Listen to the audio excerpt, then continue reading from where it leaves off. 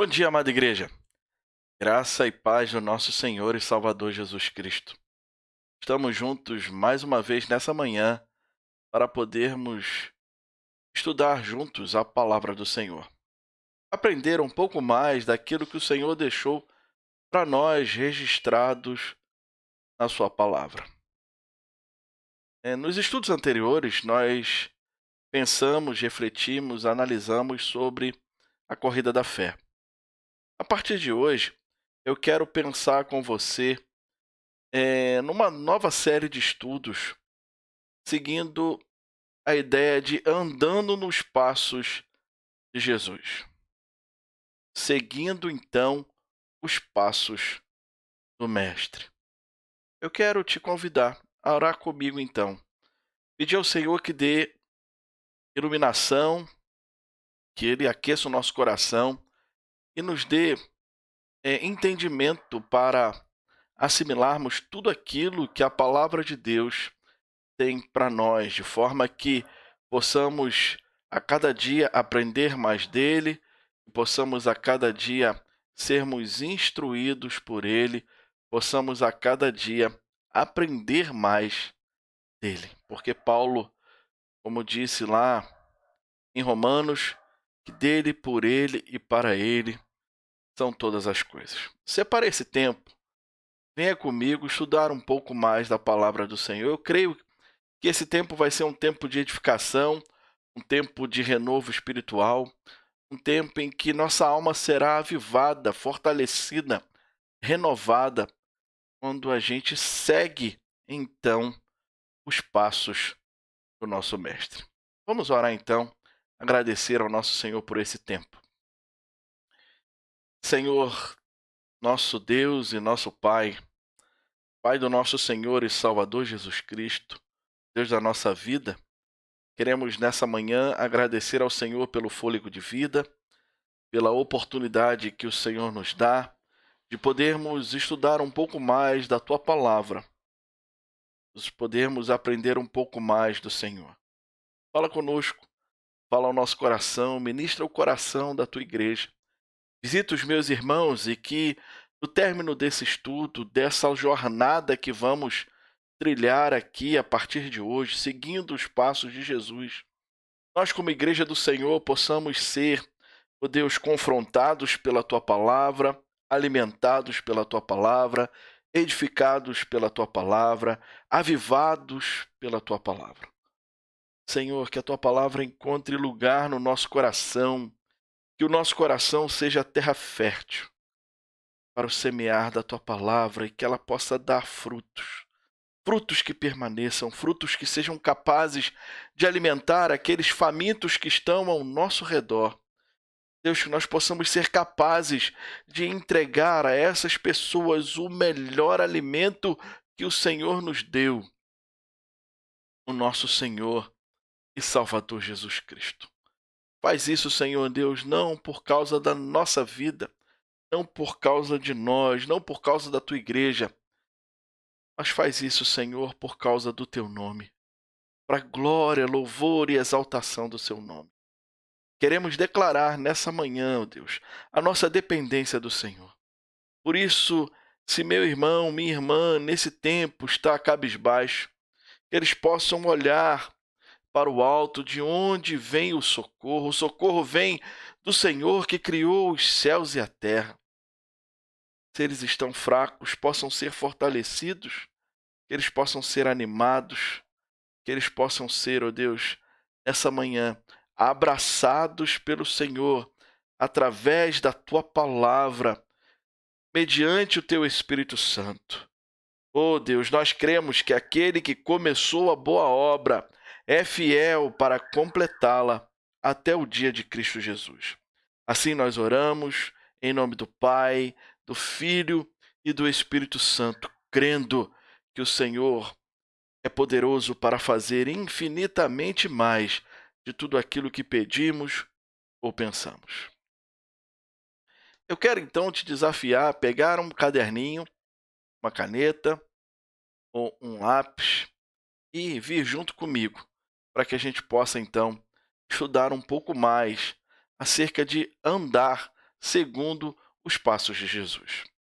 Essa nossa série de estudos será baseada no livro Andando nos Passos de Jesus, de Larry McCall.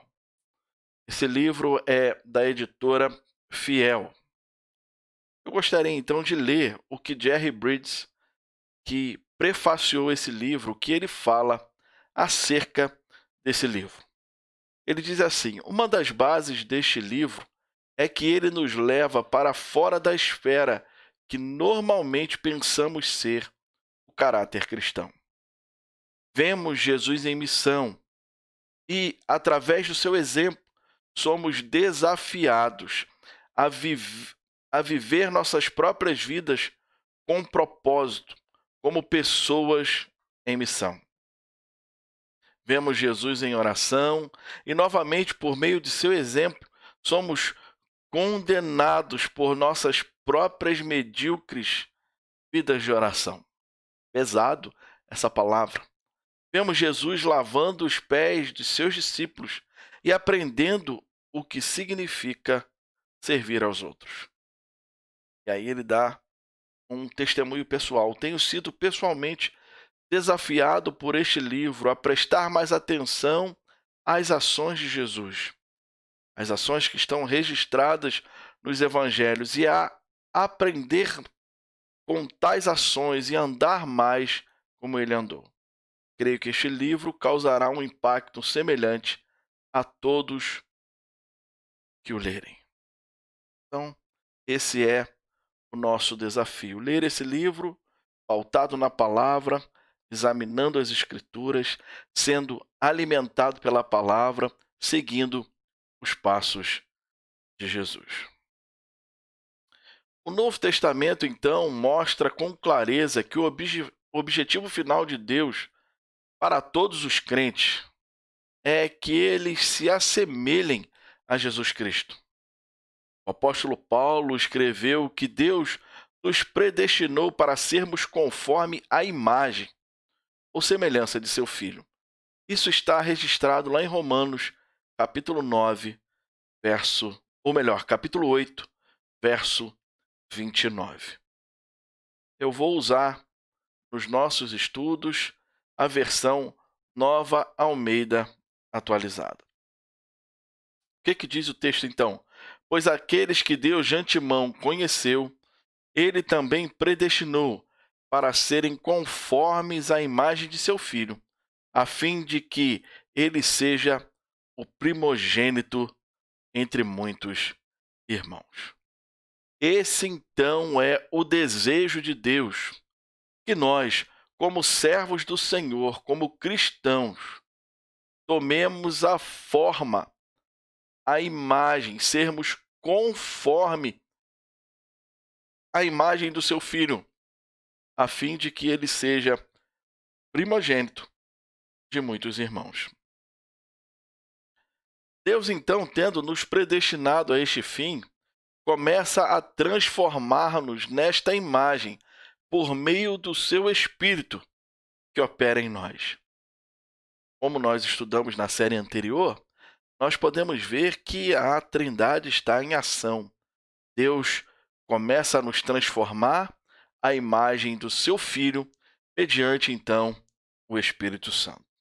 Olha o que Paulo vai dizer aos Coríntios, na sua segunda carta aos Coríntios, capítulo 3, verso 18. Ele diz assim: e todos nós, com o rosto descoberto, contemplando a glória do Senhor, somos transformados de glória em glória na sua própria imagem, como pelo Senhor, que é o Espírito. Transformados. Ser transformados de glória em glória à sua própria imagem. Por que devemos, então, andar nos passos de Jesus? Essa pergunta deve ser feita por você, por mim, por nós, nos dias de hoje. Por que devemos andar nos passos de Jesus? Por que, então, devemos andar como ele andou? Podemos observar que, por séculos, Jesus Cristo tem atraído a atenção de milhões de pessoas. Muitos de nós têm professado ser seus seguidores, ou seja, têm confessado com os nossos próprios lábios sermos seguidores de Jesus. Uma pergunta pode surgir diante desta afirmação: será que conhecemos bem o Jesus da Bíblia? Será que eu conheço? Será que você conhece bem o Jesus da Bíblia?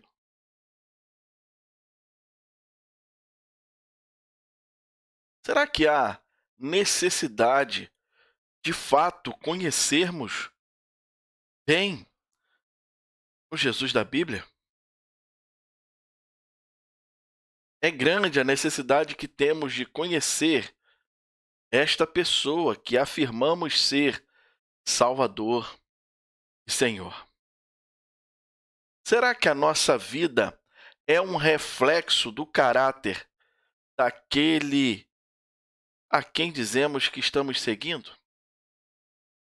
Se a gente afirma que Ele é Salvador da nossa vida, que Ele é Senhor da nossa vida, será que a nossa vida está de acordo, em comum acordo, está refletindo o caráter daquele que dizemos estar seguindo, daquele que declaramos que é o nosso Salvador e Senhor? A Bíblia, de forma muito clara, diz para nós, como cristãos, devemos moldar a nossa vida não de acordo com o padrão do mundo, não de acordo com o padrão ao nosso redor, não com o padrão da nossa própria mente, mas de acordo com o procedimento, o padrão de Jesus Cristo. O tipo de caráter que é visto em Jesus deve ser visto em nós também. O apóstolo João disse sobre isso da seguinte forma. Olha como João declara em 1 João capítulo 2 sobre essa temática. João diz: nisto sabemos que estamos nele. Aquele que diz que permanece nele, esse deve também andar, assim como ele andou. O que João está dizendo é que nós devemos seguir os passos de Jesus, andar como ele andou. É fácil? Não é, mas é possível, mediante a nossa submissão à palavra de Deus, mediante olharmos para a palavra e assim deixarmos ser penetrados pela palavra. Deixarmos que a palavra ministre ao nosso coração, a ponto de ir, dia após dia, transformando a nossa vida. Que o Espírito Santo encontre lugar na nossa vida, na sua vida, meu irmão e minha irmã, na sua vida, nosso querido ouvinte, que ele encontre lugar para ele trabalhar. Trabalhar em nós não aquilo que queremos, mas aquilo que precisamos ser trabalhados. Por que então devemos dedicar tempo ao estudo do caráter de Jesus? Uma pergunta muito importante. Por que devemos então dedicar tempo a esse tipo de estudo? Por que devemos dedicar tempo para estudar o caráter de Jesus? Uma outra pergunta seria: por que devemos nos preocupar em sermos parecidos com Jesus? Por quê? Um estudo mais aprofundado do Novo Testamento vai nos revelar 5 razões. 5 razões para isso, e são elas que eu quero meditar com você nessa manhã. A primeira delas é porque parecer com Cristo é o nosso chamado. Esse é o nosso chamado, parecer com Cristo. Diante de uma multidão de galileus, Jesus disse: Venham a mim todos vocês que estão cansados, sobrecarregados, e eu os aliviarei. Tomem sobre vocês o meu jugo e aprendam de mim, porque sou manso e humilde de coração. Vocês acharão descanso para a sua alma, porque o meu jugo é suave e o meu fardo é leve. O próprio Jesus, diante daqueles galileus, chama a atenção deles e diz: Olha, vocês que estão cansados e sobrecarregados, venham a mim, porque eu sou o alívio que vocês precisam. Tomem sobre vocês o meu jugo, larga o jugo da religião, já larga o jugo do pecado. Tomem sobre vocês o meu jugo e aprendam de mim. Jesus então nos chama o seu povo a cada dia a aprender mais acerca de sua pessoa. O próprio Rei Jesus nos deu a graciosa ordem de ir até ele a fim de aprender. Nós não somos chamados, em primeiro lugar, a uma instituição ou a uma doutrina em particular, e sim a uma pessoa verdadeira. A instituição tem o seu devido lugar. A doutrina, a sistematização da fé, tem o seu devido lugar. Mas nós não fomos chamados, em primeiro lugar, a uma instituição ou a uma doutrina. Nós fomos chamados, em primeiro lugar, a ser igual, semelhante a uma pessoa. E essa pessoa é o nosso Senhor Jesus. Será que a nossa vida, a nossa igreja, se assemelha a Jesus? É uma pergunta que devemos fazer. É, portanto, dessa pessoa, com todos os seus atributos, que nós devemos aprender. O Rei Jesus nos chama, então, a nos aproximar dele, ele dá uma ordem, ele nos manda que nos aproximemos dele para aprender.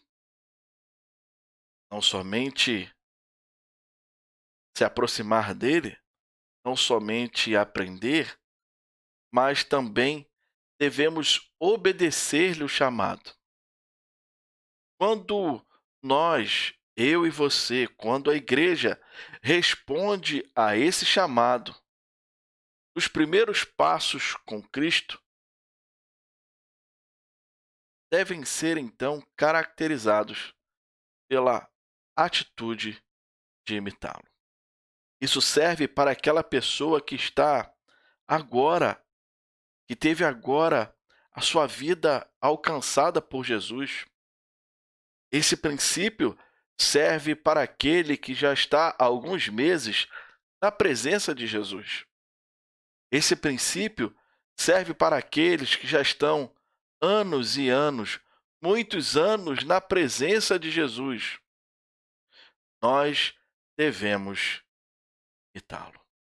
Essa, então, é a primeira razão.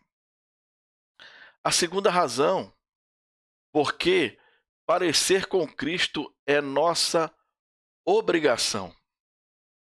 É uma obrigação de cada crente, de cada servo do Senhor, parecer com Ele. Professar que estamos ligados a Cristo pela salvação nos leva então ao dever de endossar esse testemunho verbal com um estilo de vida que reflete o caráter de Cristo.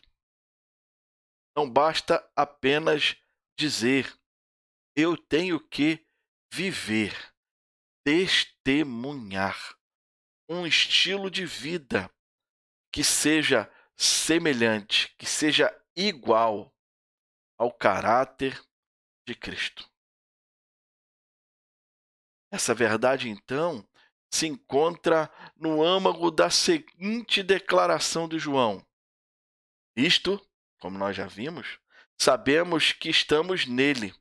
Aquele que diz que permanece nele, esse deve também andar assim como ele andou.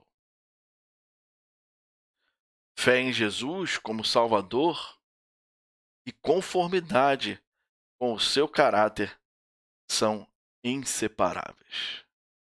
Não dá para separar a fé em Jesus do caráter de Jesus.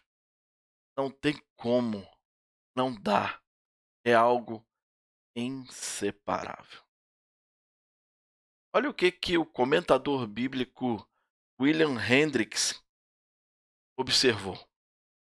Ele disse o seguinte: o apóstolo Paulo nunca proclamou um Cristo que era Salvador sem ser um exemplo. Nem um Cristo que era um exemplo sem ser um Salvador. De fato, para Paulo, o cristianismo era vida, mas uma vida baseada numa doutrina. E para as pessoas, somente para as pessoas que aceitam Cristo como sendo, pela graça soberana de Deus, Senhor, Salvador. E assim, capacitador. Ele pode ser assim também um exemplo. Eu só posso ser exemplo, você só pode ser exemplo se nós estivermos bebendo direto da fonte, do próprio Cristo. Isso é graça, é a soberana graça de Deus sendo revelada a nós, se apresentando a cada um de nós. Assim, ele, Jesus, passa a ser Senhor, Salvador e assim nos capacita a ser exemplos dele mesmo. Ser como Cristo é um padrão necessário para o cristão. Não tem outro padrão para você, não existe outro padrão para mim, não existe outro padrão para a igreja. O padrão para a igreja é ser como Cristo. Esse é o chamado que ele nos faz. Esse é o padrão que ele nos apresenta. E Paulo entende muito bem isso quando é capaz de dizer: sede meus imitadores, assim como eu sou de Cristo. Paulo está dizendo para nós: eu sigo os passos de Jesus. O pastor escocês Sinclair Ferguson escreveu o seguinte: simplificando a maturidade, iguala-se a semelhança com Cristo. Nenhum outro padrão pode substituir essa semelhança. Todos os outros padrões são inferiores, alternativas criadas por homens, as quais encobrem o alto padrão que Deus nos apresenta nas Escrituras. Há um padrão muito alto requerido de cada um de nós. E o padrão é ser semelhantes a Cristo, sermos segundo a sua imagem.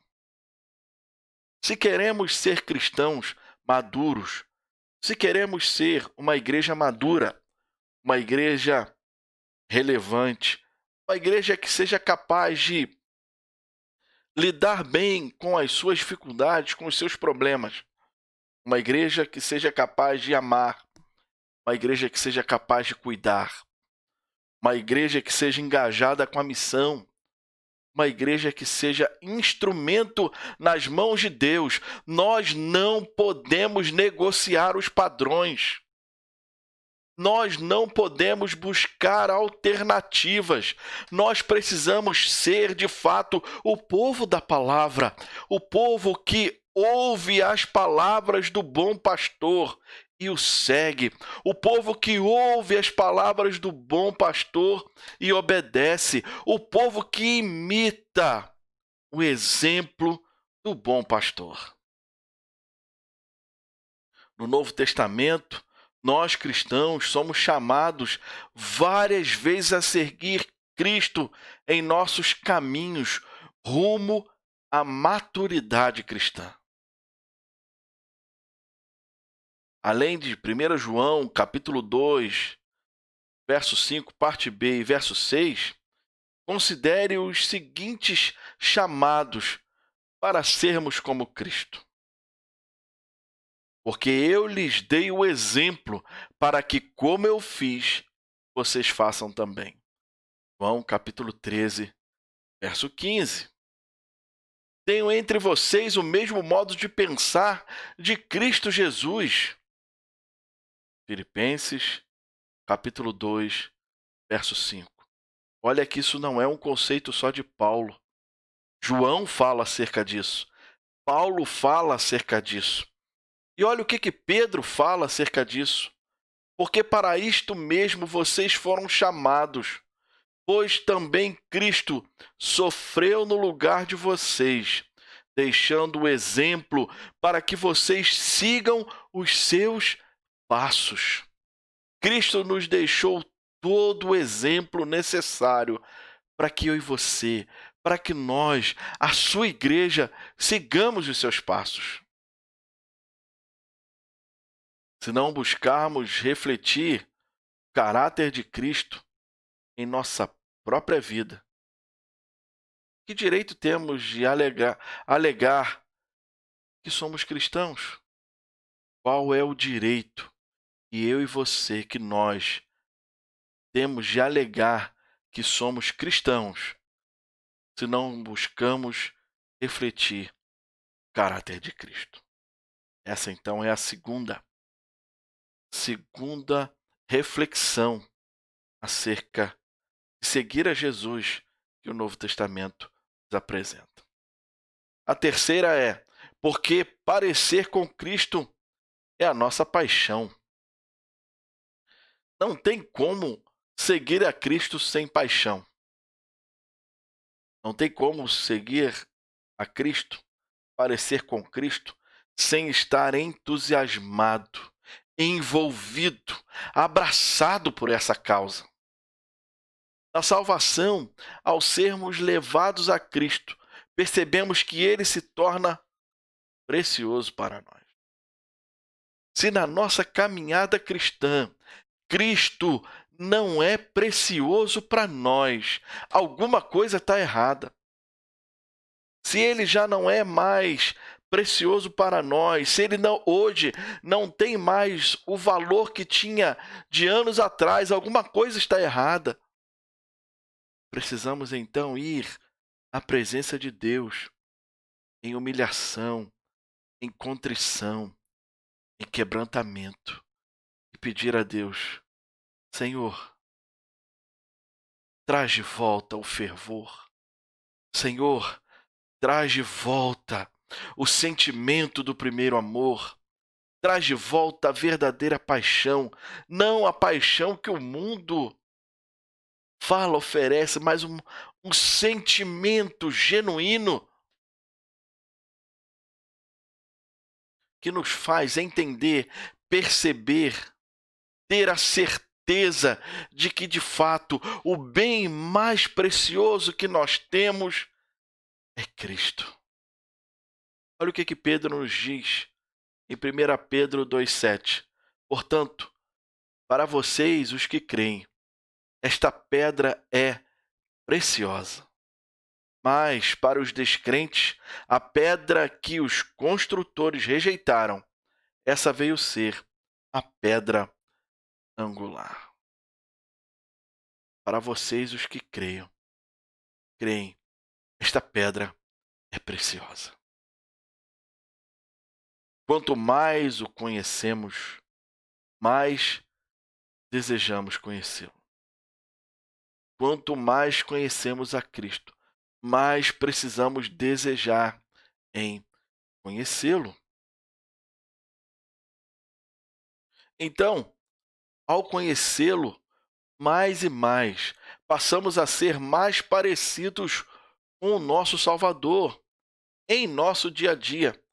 Da maneira que vamos conhecendo a Jesus, aprendendo sobre Jesus, aplicando os ensinos de Jesus na nossa vida, deixando o, o nosso eu, a nossa vontade, aquilo que nos afasta de Deus, deixando de lado, nós vamos conhecê-lo a cada dia mais e a cada dia seremos mais e mais parecido com ele. Paulo, décadas após a sua conversão, um missionário prisioneiro, ainda escrevia, cheio da sua paixão. Não foi o local onde ele estava que gerava essa paixão no seu coração. Não era o ambiente, não eram as pessoas que estavam ao seu redor que gerava esse sentimento no seu coração. Mas era o encontro que ele teve com Jesus, a significância que Jesus tinha para a sua vida. Olha o que ele vai dizer aos Filipenses, capítulo 3, verso 10. O que eu quero é conhecer Cristo e o poder da sua ressurreição, tomar parte nos seus sofrimentos e me tornar como ele na sua morte. Humanamente falando, dura esse discurso. Tomar parte nos seus sofrimentos e me tornar como ele. Diante disso, é necessário abrir mão da nossa própria vontade. Paulo entendeu muito bem e nos chama, nos convida a seguir, a fazer a mesma coisa. No início do século XX, Charles Gabriel escreveu uma música evangélica que é o brado que está no coração de cada crente. Esse hino começa com o seguinte anseio: mais parecido com o Mestre eu queria ser. Tem sido esse o desejo do seu coração? Tem sido esse o anseio da sua alma, dia após dia na sua caminhada cristã? Você tem desejado no seu coração ser cada dia mais parecido com o seu mestre? O teólogo Warfield disse o seguinte: olha que paixão igual. Ele escreve Cristo, nosso exemplo, logo depois de escrever Cristo, nosso Redentor. Não há palavras que toquem mais profundamente o coração do cristão do que essas palavras. Que Cristo seja o nosso exemplo, que Cristo seja o nosso Redentor, que Cristo seja o exemplo da igreja de Jacuí, a ponto de transformar as nossas vidas, a ponto de mudar a nossa maneira de pensar, a nossa forma de agir, a ponto de mudar o sentimento que temos às vezes por um irmão ou por outra irmã. Cristo seja a razão da nossa existência, que Ele seja de fato o nosso exemplo e o nosso Redentor, que isso esteja arraigado, enraizado no mais profundo do nosso ser, que esse seja o desejo da Igreja de Cristo em Jacuí, uma igreja que segue o exemplo do seu mestre, segue o exemplo do seu mestre porque reconhece nele redenção, porque reconhece nele salvação, porque nele obtém santificação e porque nele tem o exemplo de vida que precisamos para conseguir viver aqui na terra. para que possamos viver aqui nesse tempo. O próximo passo que o Novo Testamento nos diz é: porque parecer com Cristo é nosso testemunho. Parecer com Cristo precisa ser o nosso testemunho, precisa ser o testemunho da igreja, ser moldada à imagem daquele que a chamou, ser moldada à imagem daquele que a comprou por um alto preço. Muito do que o mundo conhece a respeito de Jesus Cristo resulta da observação da vida daqueles que alegam estar unidos a Cristo.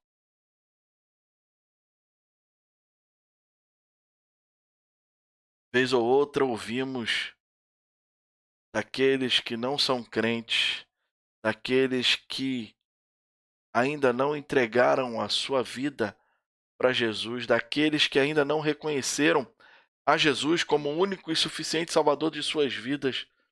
Às vezes ouvimos a triste declaração: eu ser cristão igual a fulano? Eu ser cristão igual a ciclano? Nós estamos sendo constantemente observados. Por isso que Deus requer de nós que sejamos a cada dia transformados à semelhança de seu Filho.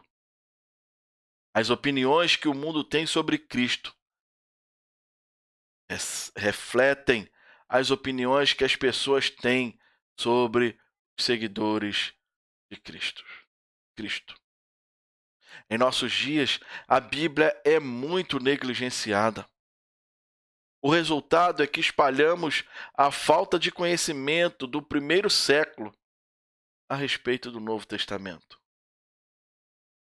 Mais uma vez, a maior parte do conhecimento que o mundo tem a respeito de Cristo é adquirido ao observar o cotidiano dos cristãos. A maior parte do conhecimento que aqueles que estão ao nosso redor têm a respeito do nosso Senhor é quando eles observam e assim vão adquirindo esse conhecimento. Que Cristo você tem apresentado, que Cristo você tem vivido, que Cristo nós, como igreja em Jacuí, temos apresentado para aqueles que estão ao nosso redor. O cristão atual tem o ministério de oferecer uma constante demonstração em carne e osso do verdadeiro cristianismo. Essa demonstração é constante, dia após dia, hora após hora, minuto após minuto.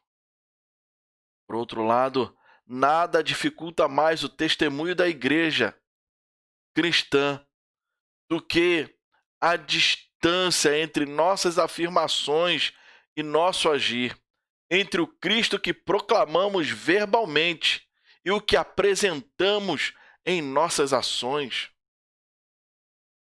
A fé, ela é seguida por obras. Não adianta apenas falar, nós precisamos viver, apresentar tudo aquilo que temos vivido. Tudo isso porque parecer com Cristo é nosso destino. Ao olhar para essa afirmação, podemos então entender que há um propósito para a nossa vida. Como cristãos, estamos nos dirigindo a um destino que Deus planejou para nós, mesmo antes de dizer: haja luz. Há algo que Deus preparou para nós, a sua igreja. Paulo escreveu acerca desse destino em Romanos 8. Ele fala sobre isso. Muitos cristãos, então, encontram grande conforto ao citar: Sabemos que todas as coisas cooperam para o bem daqueles que amam a Deus, daqueles que são chamados segundo o seu propósito.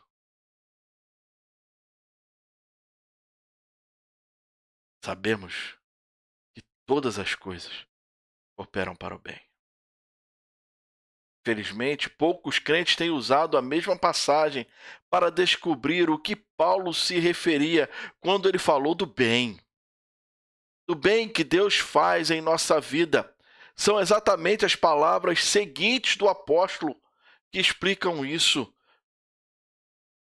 Pois aqueles que Deus de antemão conheceu, ele também predestinou para serem conforme a imagem de seu Filho, a fim de que ele seja o primogênito de muitos irmãos. Essa é a finalidade de todas as coisas cooperarem para o bem.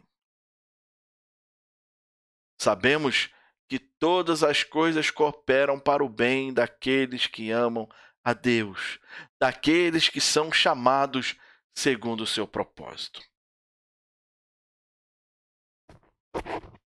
Pois aqueles que Deus de antemão conheceu, ele também predestinou para serem conformes à imagem de seu Filho, a fim de que ele seja primogênito de muitos irmãos. Para avaliarmos melhor, então, a importância do nosso destino, o qual foi determinado por Deus, observemos os primeiros dias da existência da raça humana. Essa precisa, então, ser a nossa observação. E aí precisamos retornar, ir lá para o livro de Gênesis. Deus decidiu tornar especial uma de suas criações. Essa criatura especial seria colocada acima de todas as demais coisas criadas, a fim de governá-las em nome de Deus, o grande rei.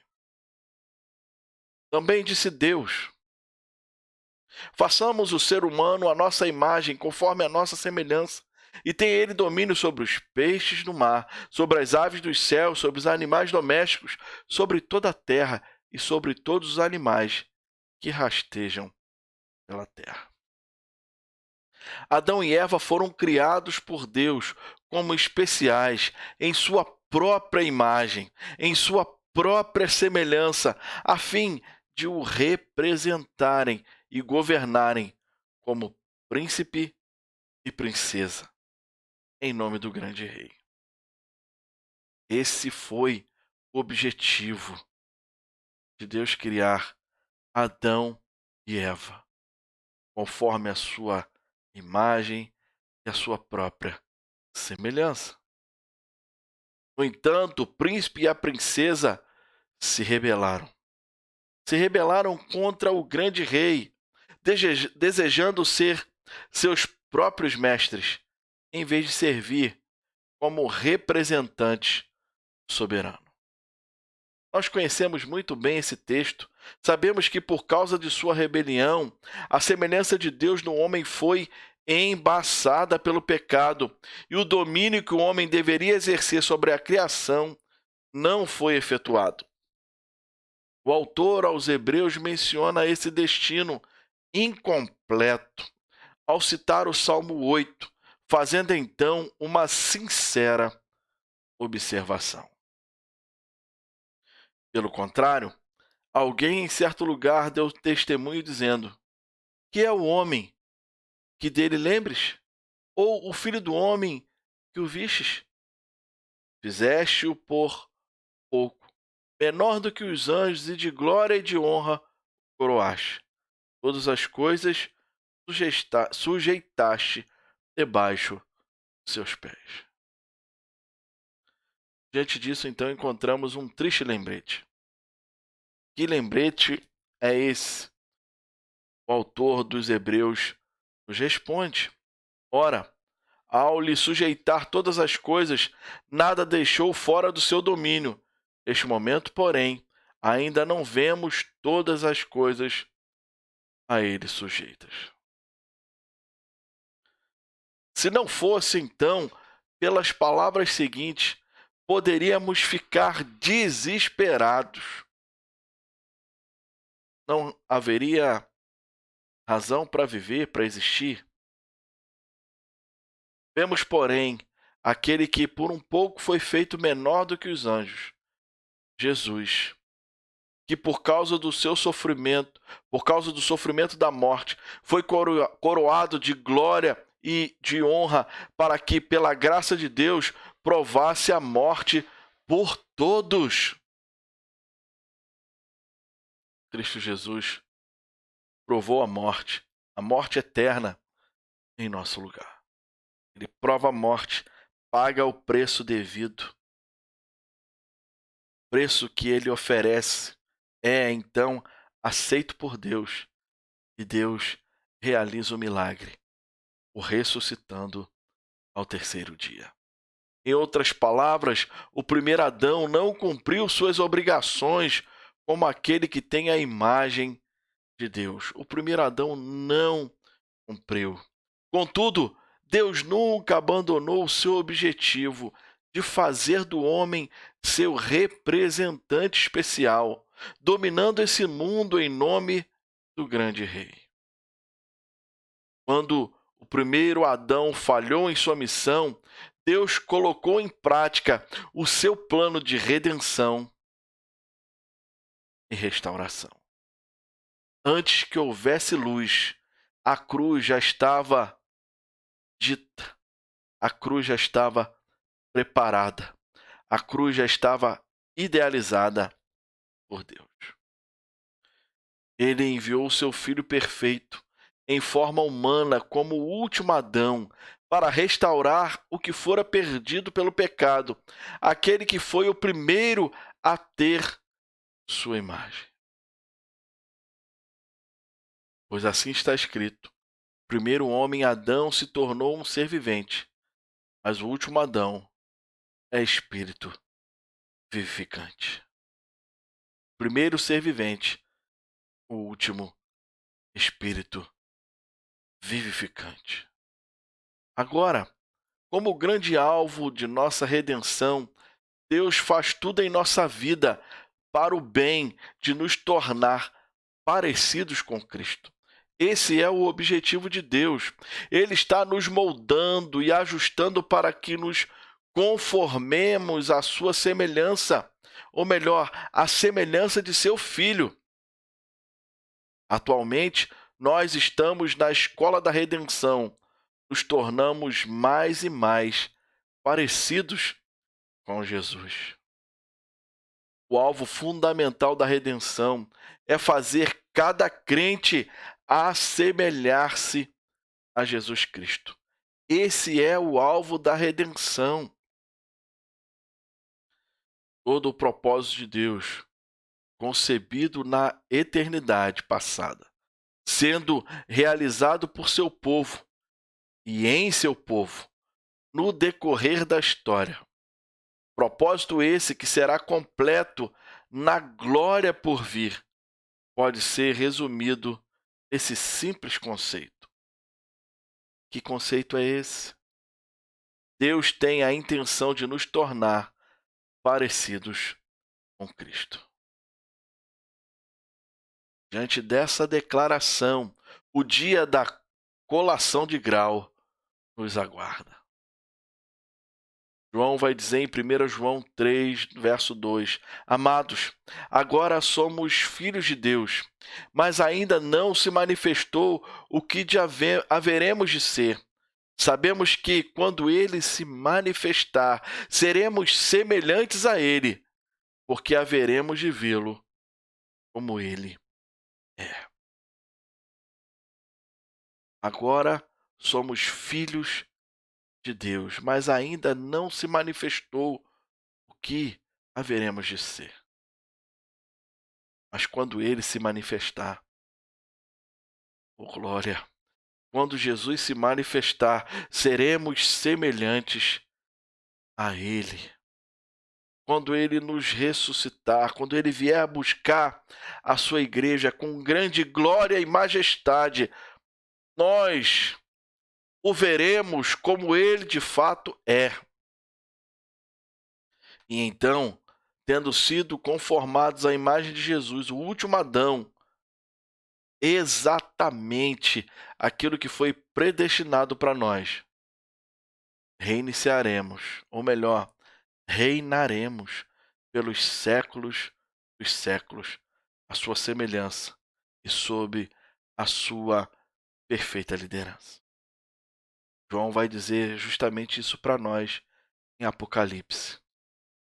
Então, já não haverá noite, e não precisarão de luz de lamparina, nem da luz do sol, porque o Senhor Deus brilhará sobre eles, e reinarão para todo sempre. Se nosso Pai Celeste nos predestinou para sermos como Jesus, e se hoje Ele está fazendo com que todas as coisas cooperem para o bem em nossa vida, então deveríamos estar muito interessados em saber tudo o que pudermos sobre o nosso Salvador, em cuja imagem estamos sendo restaurados. Por quê? Por que de tudo isso? Porque nosso destino é ser como Jesus. Concluindo então a meditação de hoje, qual o objetivo que chegamos? Qual o entendimento que chegamos? Porque devemos ter o desejo de ser como Jesus. Existem várias razões cruciais pelas quais devemos dedicar nossa vida ao conhecimento de Jesus Cristo, de modo que sejamos mais parecidos com Ele. Se como Jesus é nosso chamado, nossa obrigação e paixão, nosso testemunho e, fundamentalmente, nosso destino.